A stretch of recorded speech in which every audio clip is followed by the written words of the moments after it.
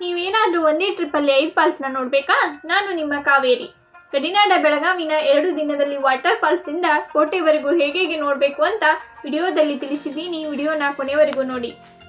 ಮೊದಲನೇ ದಿನ ನಿಮ್ಮ first place Chikle water falls. ಹಸಿರು ಹೃದಯದಲ್ಲಿ ಅಡಗಿರೋ ಈ ಸ್ವರ್ಗದ ತುಂಡು ಈ ಚಿಕ್ಲೆ ಫಾಲ್ಸ್.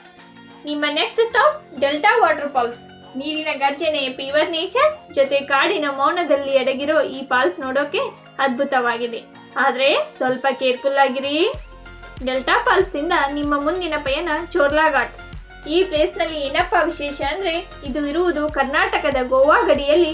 ಕಣ್ಣಿಗೆ ನೋಡಾಕ ಮಸ್ತ್ ಆಗಿರೋ ಸೀನ್ ಸಿಗುತ್ತೆ ನೋಡ್ರಿ. ಆ ಸೀನ್ನ ನೋಡ್ಕೊಂಡು ಅಲ್ಲಿಂದ ಕನಕುಂಬಿ ವಾಟರ್ ಫಾಲ್ಸ್ಗೆ ಬನ್ನಿ. ಈ ಪೀಸ್ ವಾಟರ್ ಫಾಲ್ಸ್ನ ನೋಡ್ಕೊಂಡು ಅದೇ ಕನಕುಂಬಿಯಲ್ಲಿ ಕೃಷ್ಣಾ ನದಿ ಉಪನದಿಯಾದ ಮಲಪ್ರಭಾ ನದಿಯ ಉಗಮ ಸ್ಥಾನನ ನೋಡಿ.